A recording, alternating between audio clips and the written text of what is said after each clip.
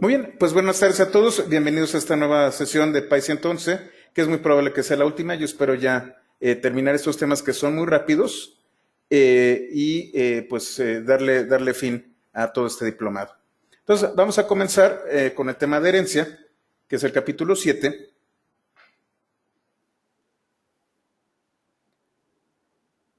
Y bueno, nosotros hemos creado clases que y de manera intrínseca heredan a Object. Object, como habíamos comentado previamente, es el objeto primario de Python. Sin embargo, nosotros podemos crear clases que a su vez le hereden a otras clases. Es decir, yo puedo retomar el código de una clase y crear una nueva reutilizando dicho código. A esta clase original se le conoce como superclase y a la clase resultante se le conoce como subclase. ¿Ok? ¿Cómo lo hacemos? Tenemos class, el nombre de la subclase, y entre paréntesis, que es justamente para lo que usan los paréntesis en class, van a dar el nombre de la superclase. Entonces, los atributos y métodos definidos en la superclase van a ser copiados a esta clase. Y nosotros podemos hacer dos cosas: crear nuevos atributos y métodos distintos a los de la superclase o sobreescribir los atributos y métodos en esta nueva clase. Vamos a verlo. Vamos a crear la clase estudiante a partir de la clase persona. Entonces, lo que vamos a hacer es definir la clase persona, que ya es conocida, es la clase que vimos de properties. Entonces, ¿qué es lo que hace? Define una clave a partir de un algoritmo de tiempo, define el getter de clave y define tanto el getter como el setter de nombre. Entonces tenemos la clase persona. Si yo le doy dir, tiene clave y nombre definidos. Ahora, yo puedo tener, por ejemplo, ya que tenemos una clase que es persona, yo puedo tener una clase estudiante, una clase administrativo, una clase profesor y diversas clases a partir de esto.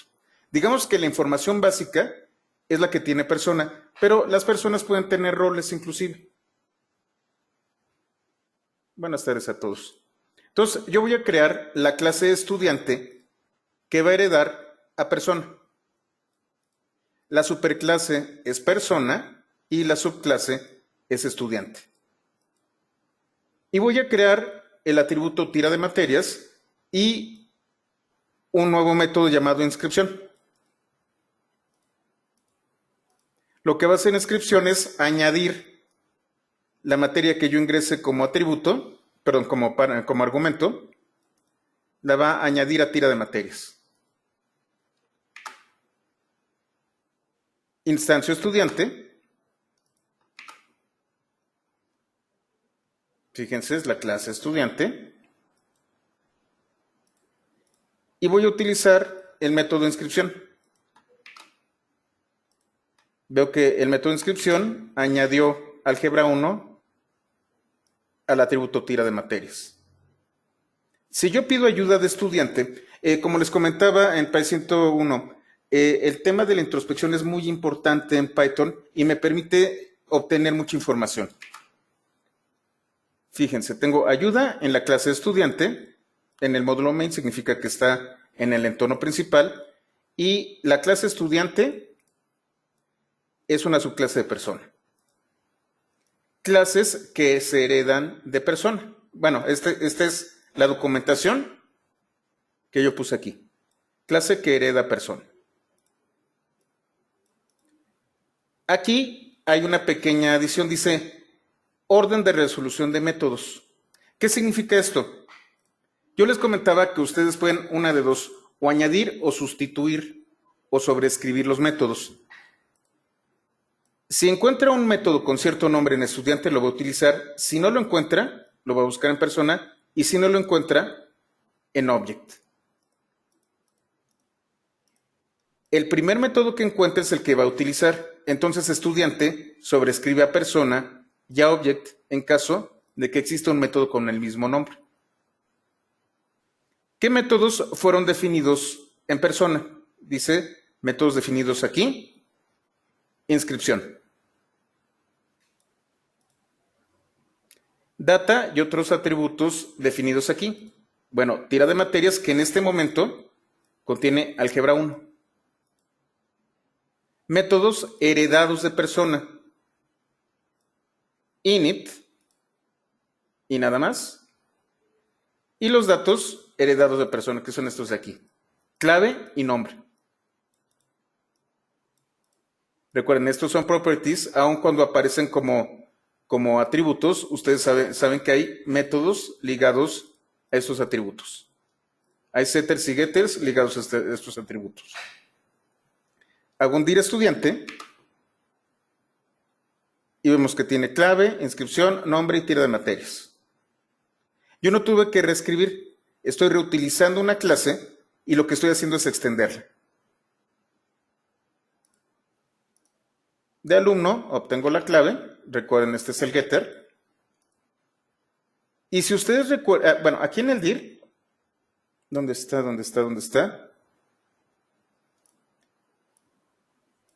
En este dir, ustedes no van a encontrar la clave con doble guión bajo. Es más, si yo trato de acceder con la sintaxis que habíamos hablado, que es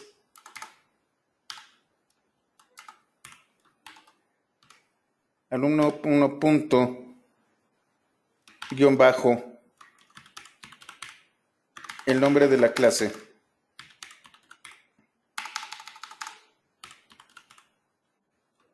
Doble guión bajo clave. Me va a decir que no existe. Dice, estudiante no tiene el atributo alumno clave. ¿Por qué? ¿Y por qué no se ve aquí?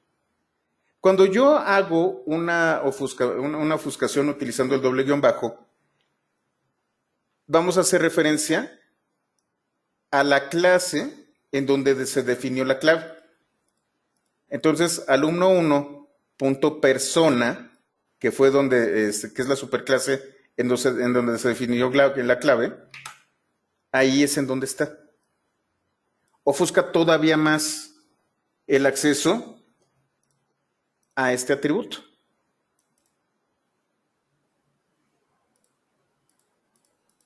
Como yo les comentaba, no existen los atributos privados, pero puedo hacer esto. Y entonces es más difícil para una persona saber dónde se encuentra este atributo que estoy protegiendo mediante ofuscación. Tengo nombre, recuerdan ustedes que no se definió, entonces en este momento no existe. Tengo que darle un valor. Cumple con las condiciones, que es un objeto tipo list de 2 elementos. Este es el setter. Y aquí utilizo yo el getter.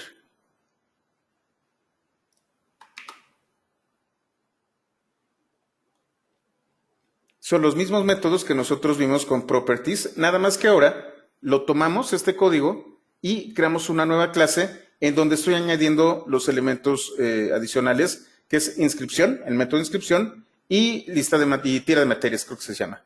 Sí, tira de materias. La función isSubclass me dice si una clase es subclase de otra.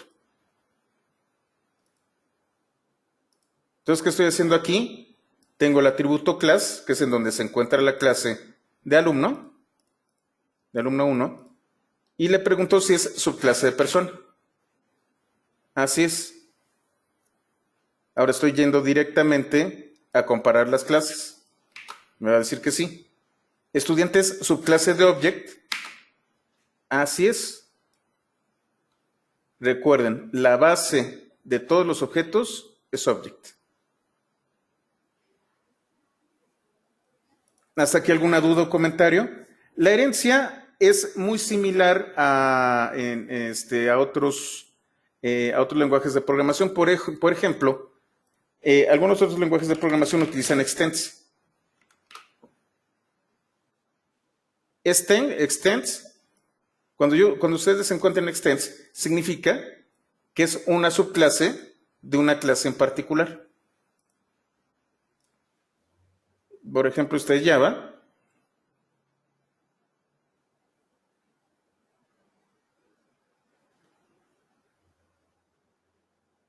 ¿Dónde está extends?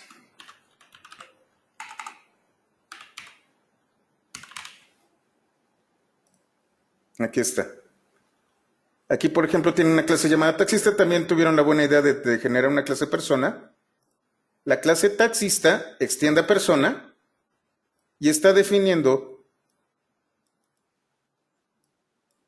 un método que es licencia y aquí un setter para la licencia. Como ven, la herencia funciona en varios lenguajes de programación. Creo que JavaScript en ECMAScript también lo hace. Ya hay herencia. Ese era un problema con JavaScript.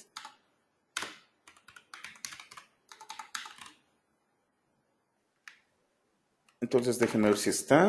No sé, no me acuerdo si era extensa. Sí.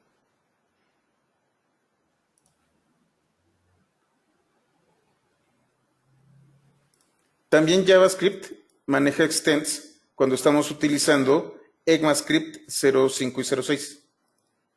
Esta era una de las críticas que se tenía con respecto a JavaScript, de que no era totalmente orientada a objetos. A partir de ECMAScript 5 y 6, ahora sí tenemos una herencia como debe de ser. Antes nosotros teníamos prototipos. Ahora sí tenemos una manera de generar herencia dentro de JavaScript.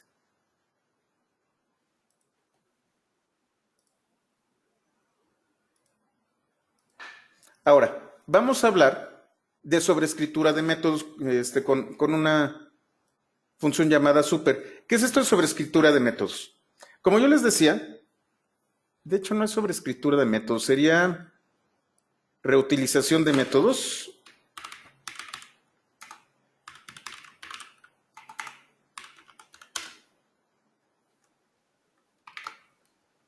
Con esta función que es super.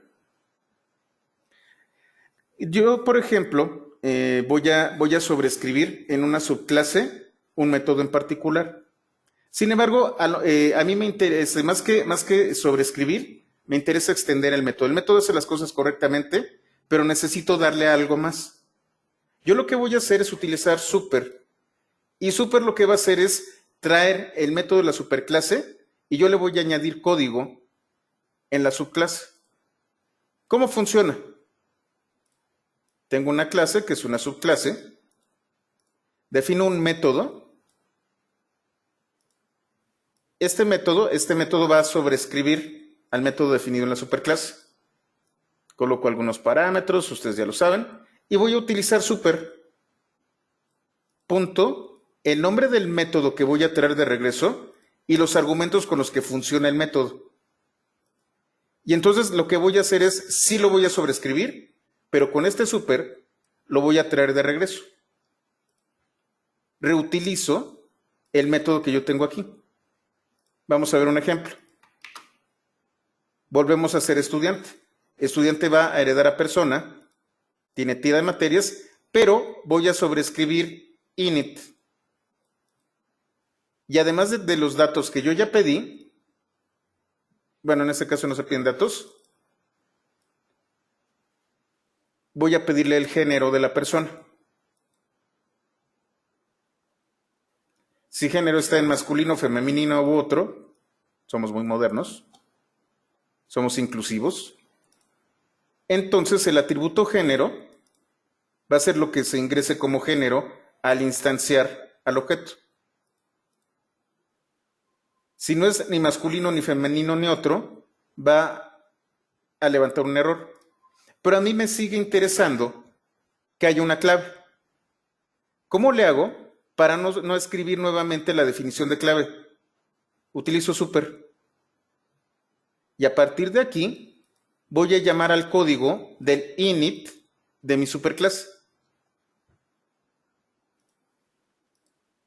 Otra vez tenemos inscripción. Y entonces voy a instanciar ingreso el argumento para el parámetro género y tengo el género, pero como yo llamé al init de persona, también se creó una clave. Super es un gran recurso precisamente para poder hacer este tipo de cosas. Tengan mucho cuidado con él, sin embargo. De hecho, voy a hacer todo un capítulo, es más, estoy haciendo un artículo acerca de Super. Super tiene comportamientos muy extraños a veces. Entonces, tengan mucho cuidado con él. Úsenlo, pero con mucha reserva y prueben su código con Super. ¿Hasta aquí todo está claro? ¿No hay muchas dudas con respecto a la herencia? ¿Todo está bien? Lo mismo sucede. En JavaScript también tenemos Super, también de ECMAScript 5 y 6.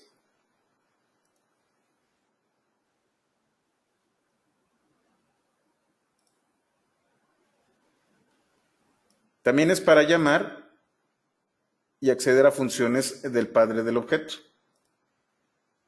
Creo que también hay Super en Java.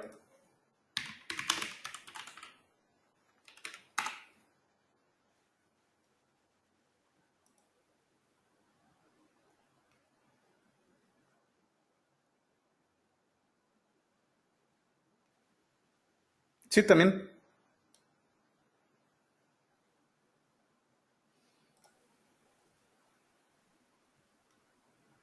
Super se utiliza para referir a la clase superior. Entonces, super es un concepto que es común en otros lenguajes de programación. Si entienden el concepto de super en Python, lo van a entender también con cierto tipo de matices en JavaScript y en Java.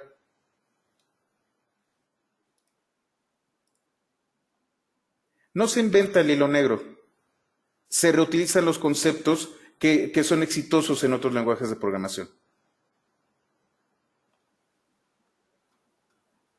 ¿Hasta aquí todo claro con Super? ¿No hay muchas broncas? Muy bien. Una de las cosas que diferencia Python de otros lenguajes de programación es herencia múltiple. Por ejemplo, ni Java, ni Objective-C, ni C Sharp manejan la herencia múltiple. Solamente pueden heredar de una superclase. En el caso de C++ y Python, yo puedo tener varias superclases a partir de las cuales voy a crear una clase nueva. ¿Cómo se hace? Defino la subclase y puedo colocar cualquier número de superclases. ¿Y qué va a suceder? Lo que va a suceder es que va a utilizar los atributos y métodos de cada una de estas superclases.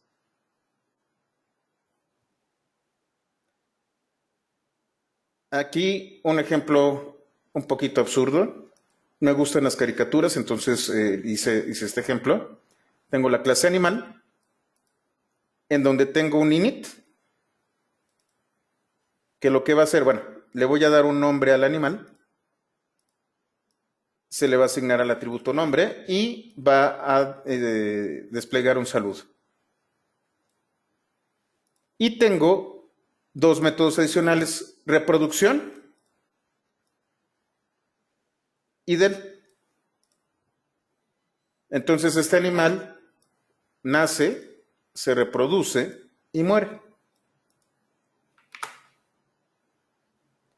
Y a partir de animal, yo voy a generar dos clases adicionales. Tengo mamífero, que va a ser subclase de animal. Si ustedes se fijan, tengo reproducción, pero no hace nada. La definí, pero no contiene nada. Aquí yo le voy a decir, la reproducción de un mamífero lo que va a hacer es imprimir, toma un cachorro. Y tengo una clase adicional que es amamanta, que dice, toma un vaso de leche. Voy a crear otra clase llamada reptil, que también va a ser subclase de animal, es decir, va a tener init, va a tener del y va a tener reproducción, pero aquí otra vez reproducción le estoy sobreescribiendo. Y lo que va a hacer la reproducción de reptil es toma un huevo. Además, yo estoy definiendo el atributo venenoso, que es un booleano, y tengo un método veneno. Si el objeto es venenoso, o sea, venenoso igual a true, imprime estás envenenado. Si venenoso es false, print no soy venenoso. Y ahora tengo una clase llamada ornitorrinco. Esta clase es una subclase de reptil y de mamífero. Y además va a sobreescribir init, que va a traerse el init de la superclase que lo define. Init, ¿dónde está definido? Hasta animal. Va a retomar el init de animal y al final va a poner, ¿pero qué es esto? Vamos a ver la ayuda de ornitorrinco.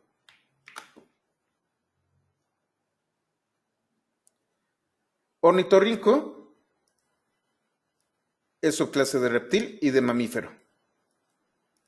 Y va a recibir un atributo, perdón, un argumento para nombre. Esto es parte de la documentación. ¿Cómo va a resolver los métodos?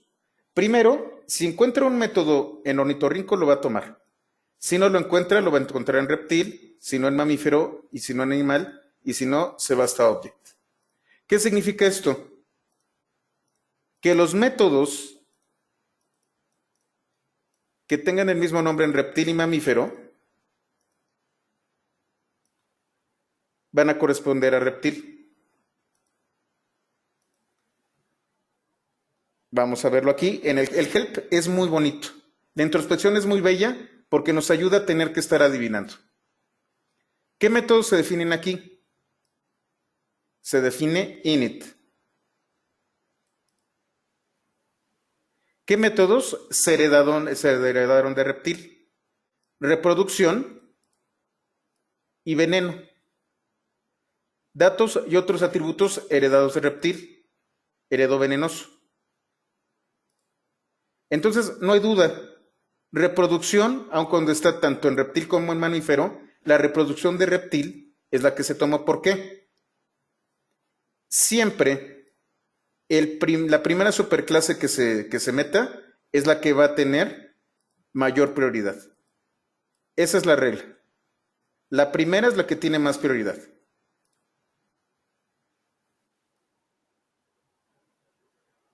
Métodos heredados de mamífero, amamanta. Métodos heredados de animal, el destructor del.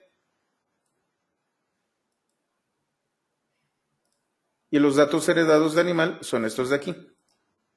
Entonces, ya que definimos nosotros la clase ornitorrinco, voy a instanciarla. Le voy a dar el nombre Perry, el nombre en el entorno, y se va a llamar agente P. Fíjense qué hizo. Llamó el init de ornitorrinco. Esto de aquí, hola, mi nombre es agente P,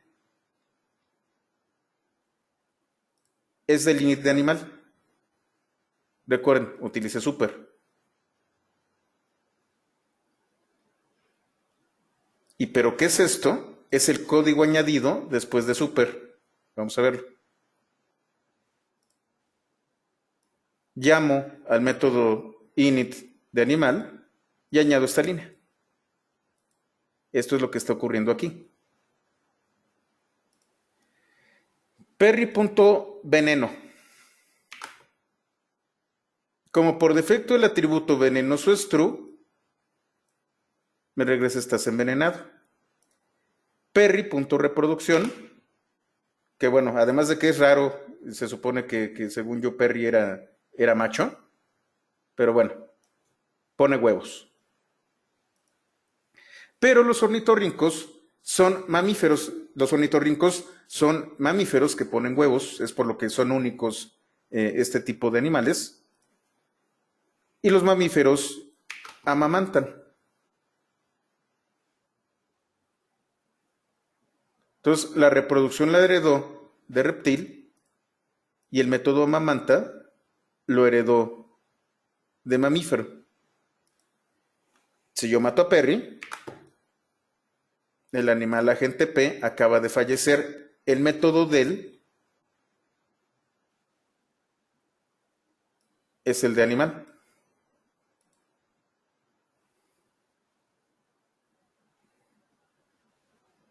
Así funciona la herencia múltiple.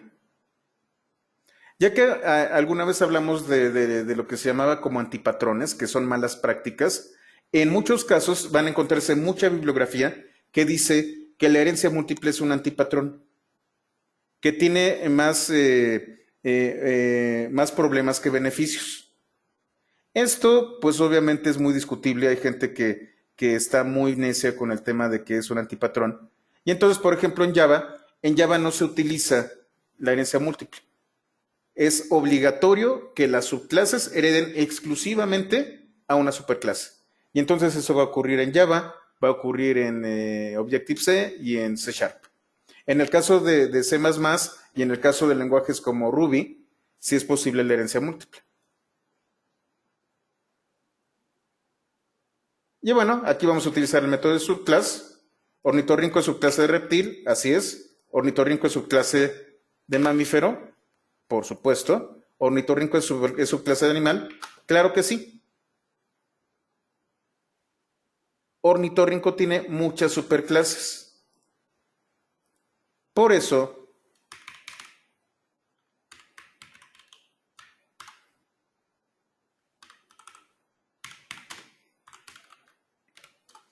cuando yo hago y subclass bool de int, me dice que es real.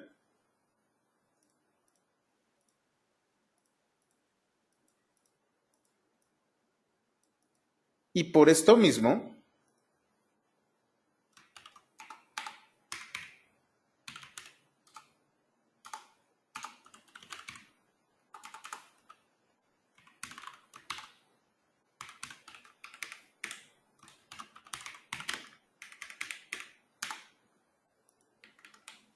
cuando yo pregunto isInstance, true es instancia de int, por eso es verdadero.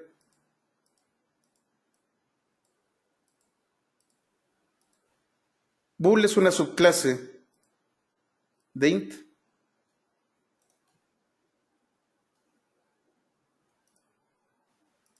¿Ya vieron? ¿Hasta aquí hay una duda con herencia? ¿Todo bien? Los ejemplos los traté de llevar al absurdo, por favor, disculpen, me gustan mucho las caricaturas. De hecho, Phineas y Ferb son mis favoritas. Y son muy buenos ejemplos que podemos utilizar.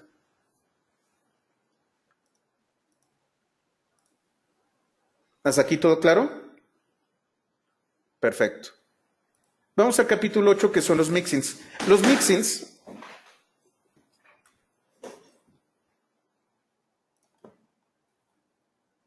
por favor no los confundan con Mr. Mix ¿cómo se llama? Rick and Morty.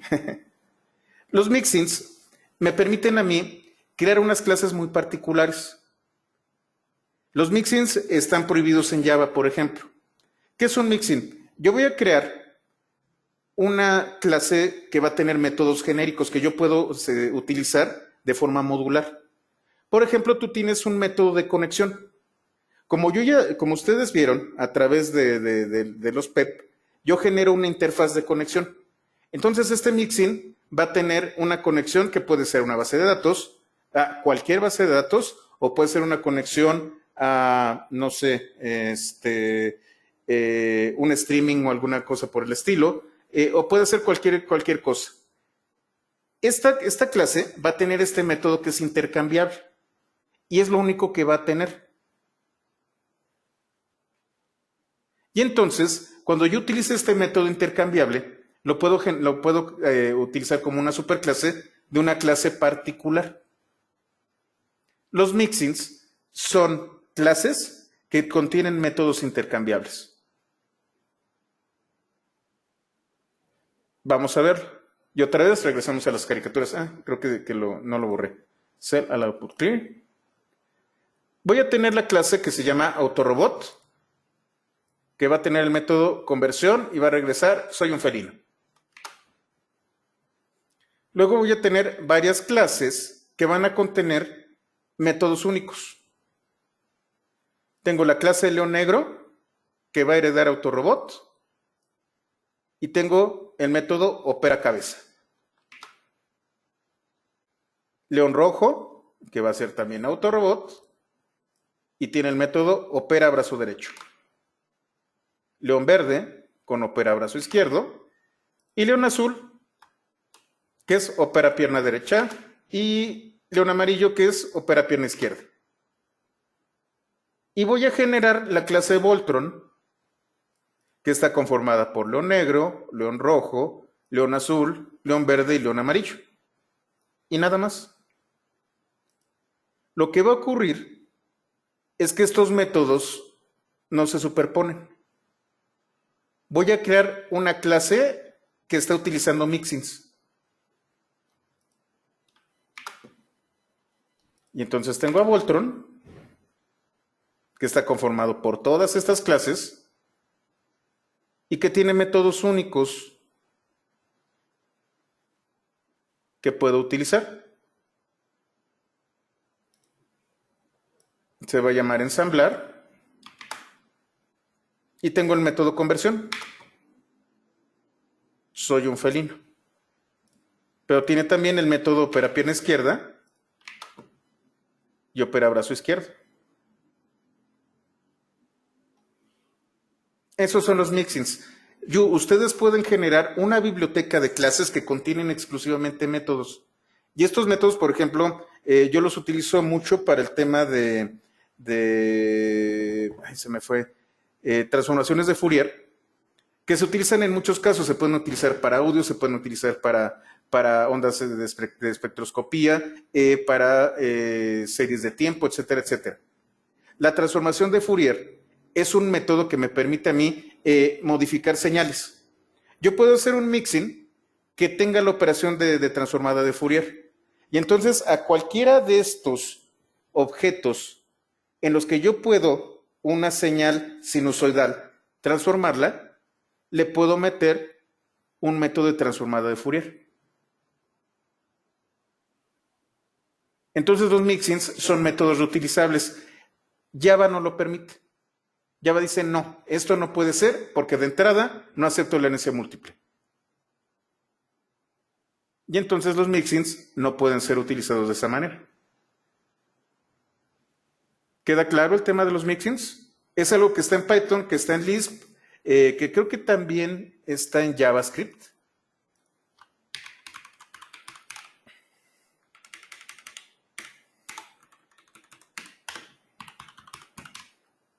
Sí, a partir de S6.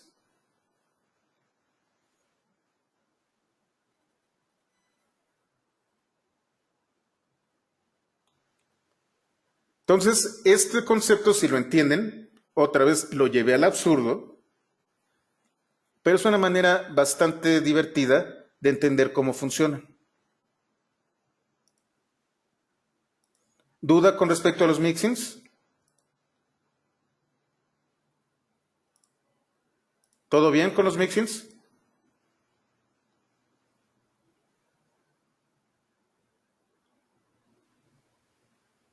Muy bien. Vamos ahora con otras cosas que también son compartidas por otros lenguajes de programación. De hecho, son reforzadas por otros lenguajes de programación. Como les digo, estos últimos capítulos son bastante rápidos. Vamos a hablar de las clases abstractas. ¿Se acuerdan ustedes que habíamos comentado de interfaces y que hablábamos también de implementaciones? Una clase abstracta, en el sentido teórico, es una clase que define una interfaz, pero nada más. No define la implementación. Es a través de los hijos de las clases abstractas, de los que heredan, como yo voy a implementar esta interfaz. La gran ventaja que tiene Python es que una clase abstracta es tan simple como esto que hicimos nosotros aquí. En animal, yo puse reproducción y paz. Y ahora voy a colocar alimentación y paz. Estos son métodos abstractos. ¿Por qué? Porque definen una interfaz, pero no contienen nada de código, no hay implementación. En el caso de Java, existe toda una teoría con respecto a las clases abstractas. Es a través de una clase abstracta como ustedes pueden, es más, hay una definición específica para clases abstractas.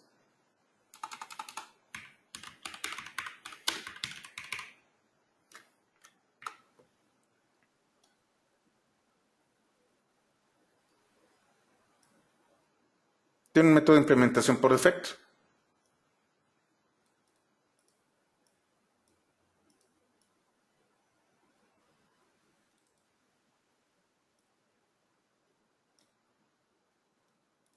Y cuando ustedes utilizan el nombre abstract, entonces van a crear la clase abstracta.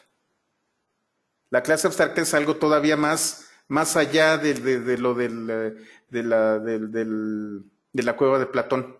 La clase abstracta es la idealización, pero los que están detrás de los que están viendo la pared. Esto es una clase abstracta.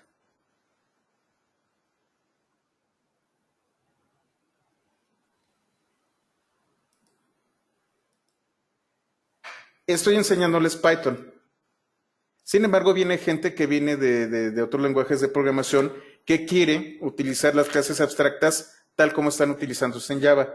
Existe un módulo llamado ABC,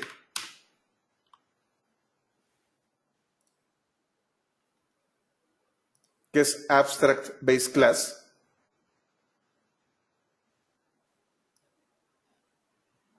Este de aquí, que me permite generar clases abstractas al estilo de Java.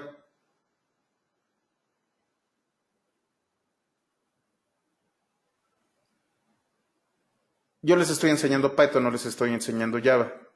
Les comento que existe para que ustedes puedan sentirse cómodos si vienen de otros lenguajes de programación, pero esta es parte de la biblioteca estándar, como lo dice su nombre aquí, y realmente no se utiliza a menos de que ustedes quieran.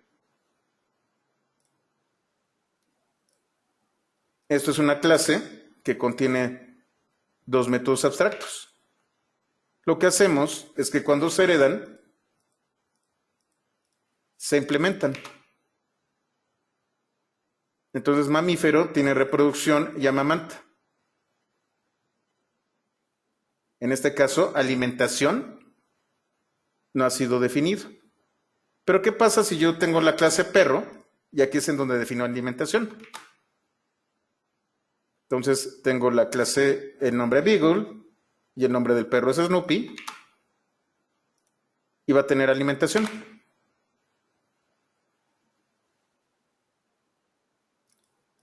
Si mato al pobrecito de Snoopy, se utiliza el del de animal. Y ahora voy a crear animalito, que va a ser una instancia de mamífero y se va a llamar cosa. Sí, es un mamífero. Se define la reproducción, pero yo no definí si el animalito es herbívoro o carnívoro. Y como no hay una implementación, sí existe el método, pero no hay implementación. Me está regresando none. Si el animalito muere, se ejecuta el del. ¿Queda claro el tema de clases abstractas? En Python no se refuerza este concepto, pero se lo van a encontrar en otros lenguajes de programación. ¿No hay dudas aquí? ¿Alguien ha utilizado clases abstractas en otro lenguaje de programación?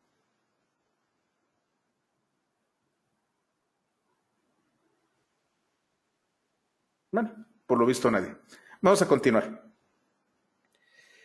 Existe otro concepto que se llama doctyping. En otros lenguajes de programación, además de que la herencia múltiple está prohibida, también está prohibido mezclar métodos. Para que los métodos puedan interactuar, tienen que ser, ahora sí que tiene que ser más, que tiene que ser madera del mismo palo. ¿Qué significa esto?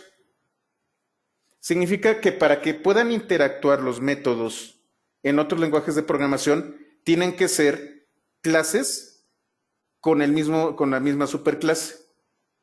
Lo que revisan en Java es que, bueno, yo tengo un método como el que vimos de energía. Si este método energía no pertenece a la superclase de la clase actual, no va a poder interactuar con otro objeto instanciado de otra clase que no comparta la superclase. Digamos que es muy elitista la manera en cómo ve Java este tipo de cosas. Lo que hace Java es obligarnos a ser ordenados y a ser un poco egoístas y a hacer sistemas cerrados, en donde no va a interactuar, ahora sí que no se llevan si no son, a menos que sean parientes. En el caso de Python, por llamarlo así, hay mucha promiscuidad. ¿Por qué se llama doctyping? Porque si nada como pato, camina como pato y nada como pato, entonces es un pato. Por eso se llama doctyping. Entonces, si yo tengo un método con el nombre adecuado, Python no va a hacer caras si proviene de otra superclase. Volvemos a las clases de energía. Tengo la clase energía solar. Fíjense, es una clase abstracta en donde tiene el método energía y energía dinámica, que también tiene un método energía definido. Son clases abstractas.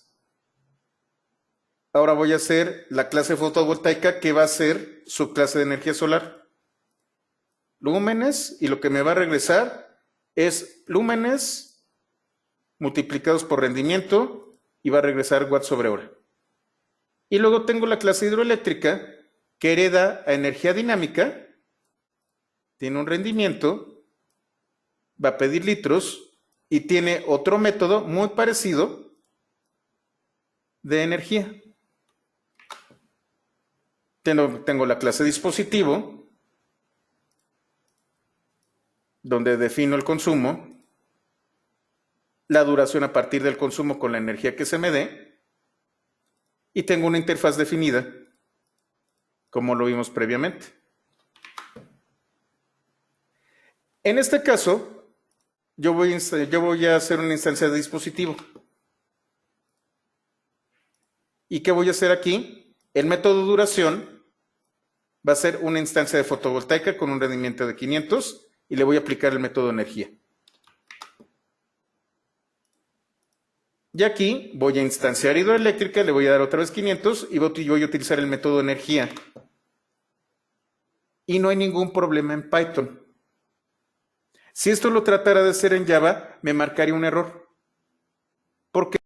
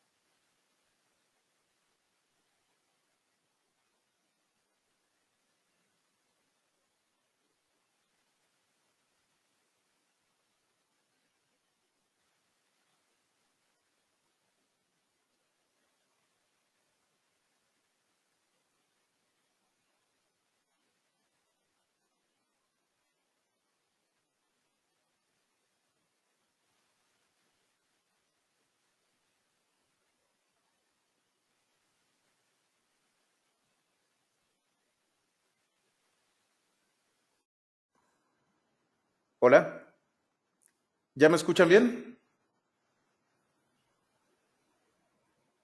Perfecto. ¿Dónde nos quedamos? ¿Hasta dónde me escucharon?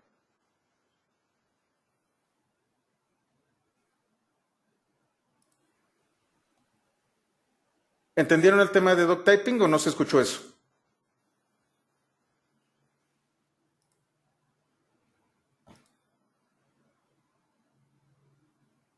No se escuchó doctyping. Entendieron de que en el caso de Python no hay problema con los métodos, pero que si estuviéramos hablando de Java o de Objective-C, tendríamos que tener, porque dispositivo tendría que ser subclase de cualquiera de estos y solamente podría interactuar con aquellos elementos que son subclases o que tuvieran una interfaz que fuera compartida. En el caso de JavaScript, la manera de poder generar algo similar a lo que pueden ocurrir con la herencia múltiple es el uso de interface.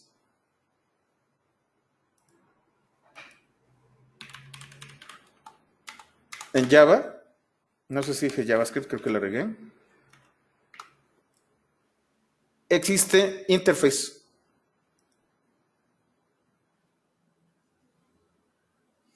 Interface lo que genera es una especie de clase abstracta que puede ser reutilizada. Entonces yo defino, ahora sí, una interfaz y esta interfaz la puedo reutilizar.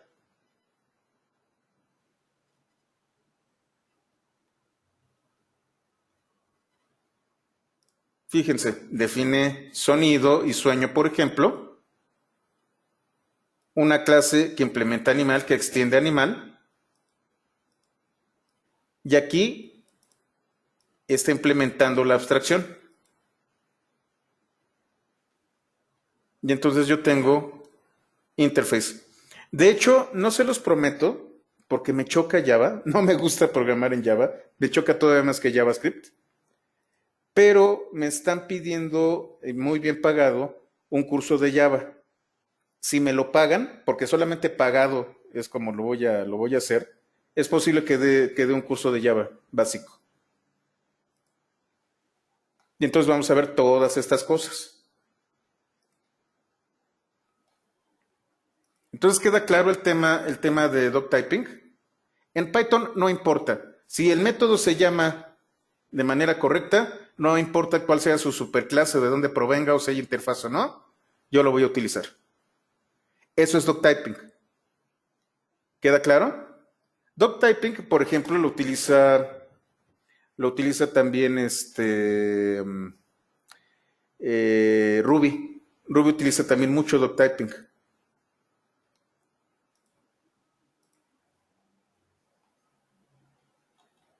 Entonces, bueno, vamos a continuar. Ya vamos a acabar.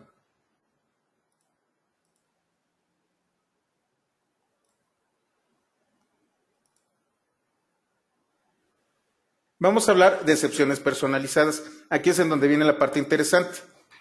Como vimos en Python 1, bueno, Python ya define algunas excepciones y yo puedo crear mis propias excepciones.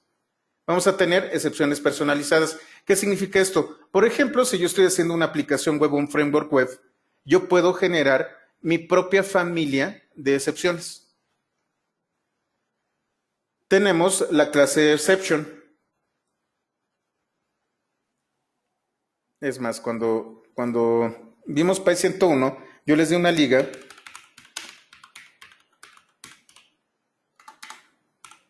para las excepciones de Python.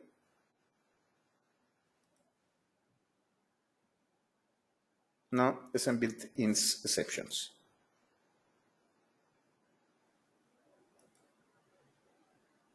Ya está Python 3.8. Déjenme ver si ya salió.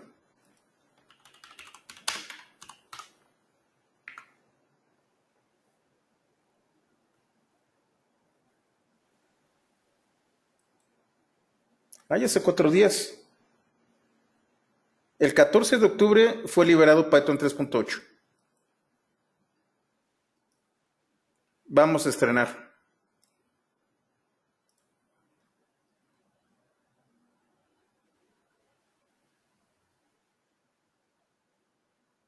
Déjenme revisarlo, apenas acaba de salir. Déjenme checar qué novedades tenemos en Python 3.8. Ya les había hablado, por ejemplo, del operador Walrus, que es en español, Morsa. Entonces voy a actualizar los apuntes para las últimas versiones de Python 3.8. Esperemos a que lo implemente Anaconda y el curso va a ser sobre Python 3.8 con todas las novedades que vienen. Bueno, vamos a volver. Yo les había enseñado, déjenme ver si está hasta aquí, hasta el fondo, esto de aquí. Es más, les voy a colocar la liga. Aquí tengo toda la familia de excepciones que se pueden generar por defecto en Python. Pero, por ejemplo, si yo estoy haciendo un framework web, yo puedo colocar excepciones en el caso de que esté mal formada la petición o en caso de que no encuentre el recurso. Yo puedo crear mi propia familia de excepciones. ¿Por qué? Porque existe la clase exception. Yo puedo extender esta clase.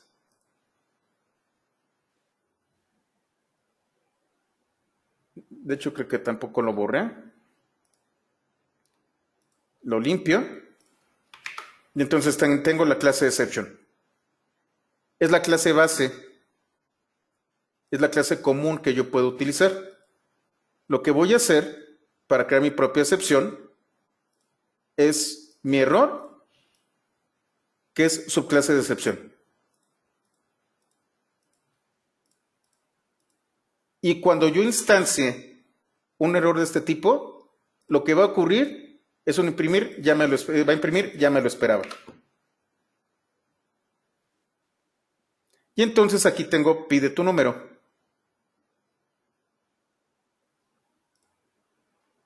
Y si el número es distinto de 20, voy a levantar una excepción.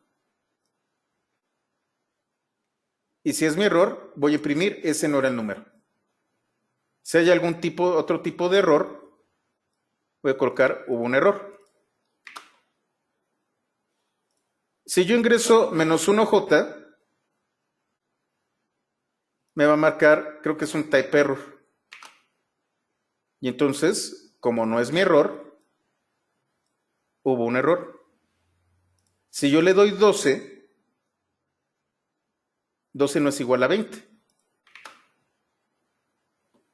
Entonces va a levantar una excepción de mi error. Cuando levanta esa excepción, se crea un objeto al que yo le puedo dar ciertos métodos y sobre todo el init.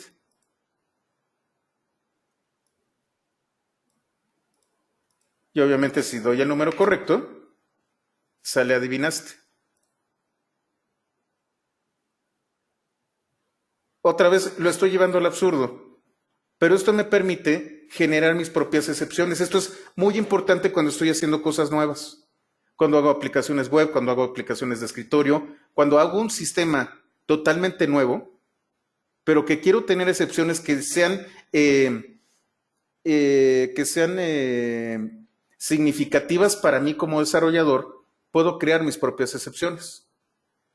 Y al tener un método init, puedo hacer varias cosas. Otra vez, imaginemos que estoy haciendo un framework web y a lo mejor lo que estoy viendo es que estoy recibiendo un ataque.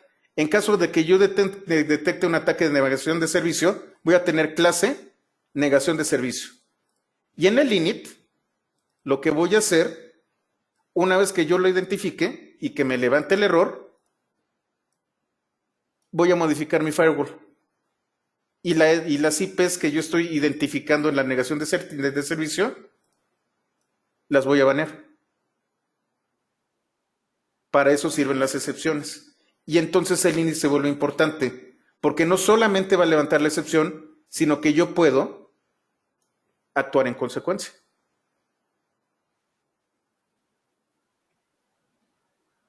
¿Sí entienden por qué es importante generar mi propia excepción? Este concepto es muy simple, pero es muy poderoso. ¿Todo bien hasta aquí? ¿No hay dudas? Ok.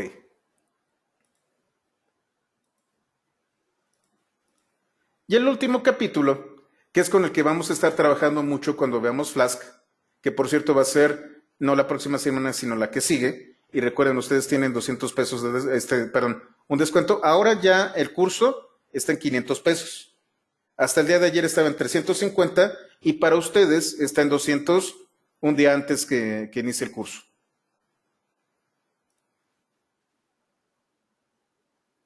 Entonces, vamos con el último capítulo, que es persistencia de objetos. En Python 1 vimos cómo nosotros podíamos guardar los datos a través de escritura en archivos.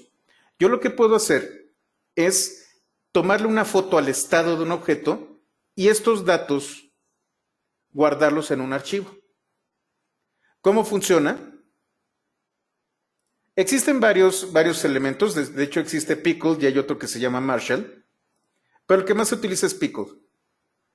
Pickle en inglés significa conserva. Y otra vez no voy a hablar de Rick and Morty. Pickle es conserva o pepinillo. Este módulo me permite a mí tomar el estado de un objeto y este estado del objeto guardarlo de forma binaria. ¿Cómo se hace? Mediante la función dump. Dump lo que va a hacer es obtener los valores de atributo y guardarlos como valores. Ya no van a ser objetos, simplemente va a tomar el valor del atributo y lo va a guardar. ¿Dónde lo va a guardar? En un objeto de tipo archivo. ¿Cómo regreso yo esto? Con load. Load lo que va a hacer es traerse el objeto del archivo que yo estoy teniendo, más bien, traerse los valores y lo que va a hacer es instanciar un objeto y este objeto le va a dar los valores del estado guardado. Vamos a ver el ejemplo. Importo pickle. Tengo dump, dumps, load y loads. Vamos a ver de qué se tratan. Y por ejemplo, genero un objeto tipo list. Voy a crear el archivo salmuera.bin, que va a ser binario en mono de escritura. Y lo que voy a hacer es utilizar pickle dump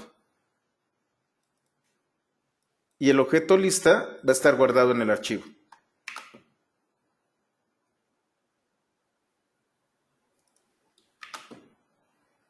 Era type, ¿verdad? Ahorita lo utilizo.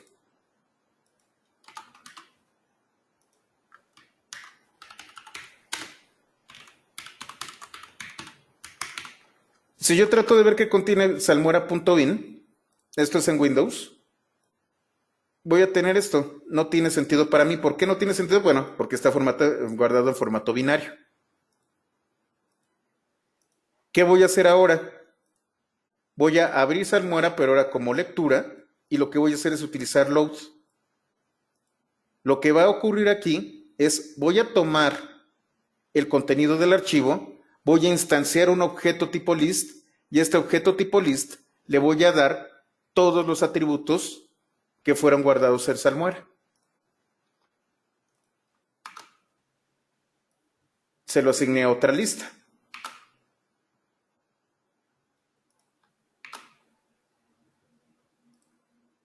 Lista tiene este número identificador y otra lista tiene este otro.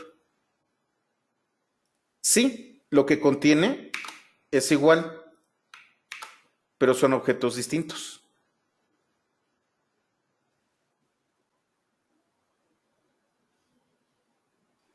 La función dumps hace lo mismo que dump, pero lo que regresa es una cadena de caracteres. Perdón, un objeto tipo bytes. Y loads hace lo mismo que load, pero es a partir del objeto tipo bytes.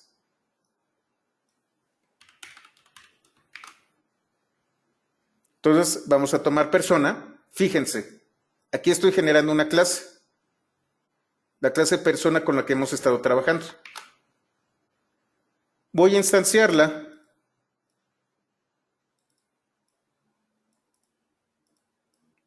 A partir de persona y le voy a colocar el nombre Juan Pérez Sánchez.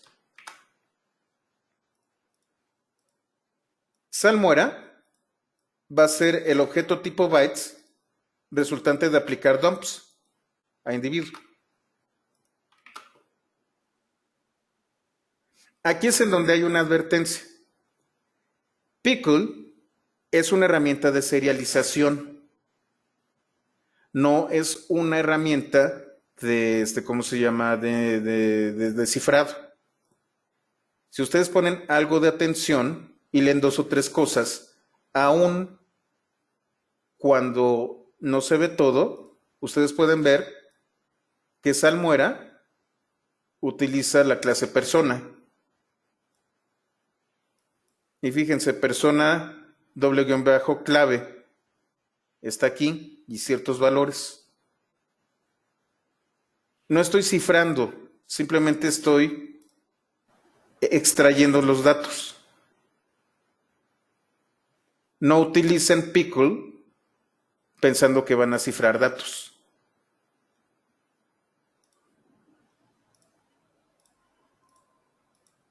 Entonces, yo lo que voy a hacer es ahora, a partir de este objeto tipo bytes, utilizar loads. Y voy a reconstruir el objeto. Bueno, más bien, voy a crear un objeto nuevo y le voy a dar el estado del objeto al que le apliqué el dumps. Otro individuo tiene nombre y fíjense en esto. Comparten la misma clave.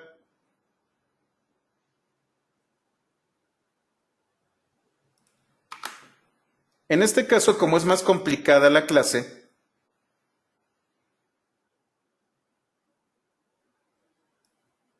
no me dice que sean iguales, que tengan los mismos valores. Y bueno, son objetos distintos.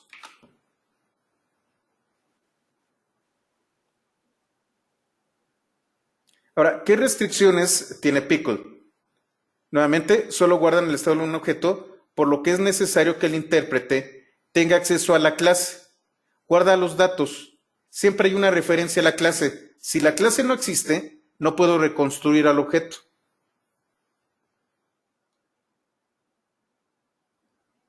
Fíjense en esto otra vez. Voy a crear otra vez la clase persona. Y voy a crear la función saluda. Voy a crear 2 instancias de persona, fulanito y perenganito. A fulanito le voy a pegar la función saluda.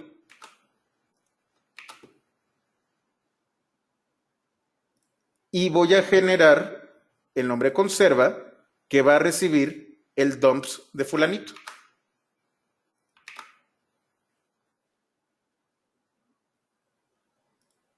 Voy a crear menganito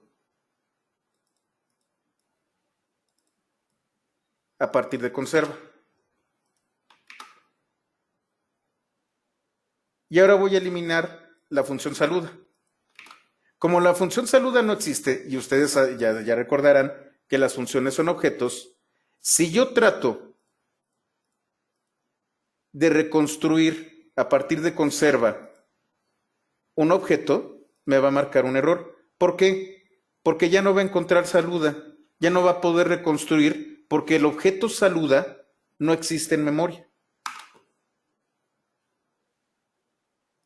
No puedo obtener el atributo saluda porque no existe. Entonces, todos los objetos, todas las clases y los objetos a partir de los que se crea este objeto deben de existir en memoria. Si no existen, no lo puede reconstruir. ¿Y qué precauciones se deben de tener con respecto a Pickle? Bueno, la serialización no es de ningún modo una técnica de cifrado, por lo que no se debe de usar de esa forma, es lo que ya vimos. La serialización puede representar un riesgo de seguridad si las clases originales son sustituidas por otras clases con las mismas interfaces de estructura, pero con implementaciones distintas. Recuerden, lo que nosotros estamos haciendo es tomar el estado. El estado son los atributos, los valores.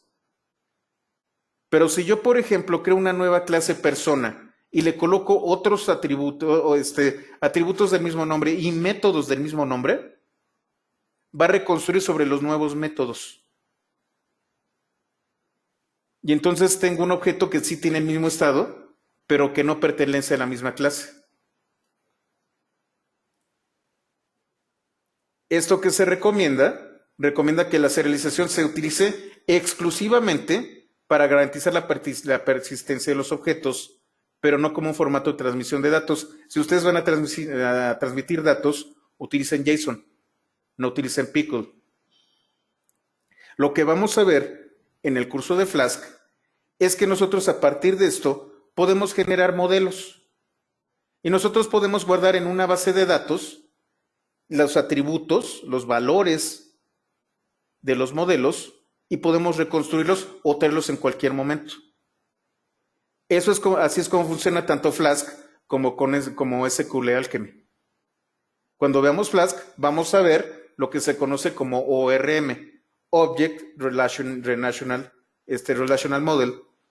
Y en Java tenemos algo similar que se llama Hibernate.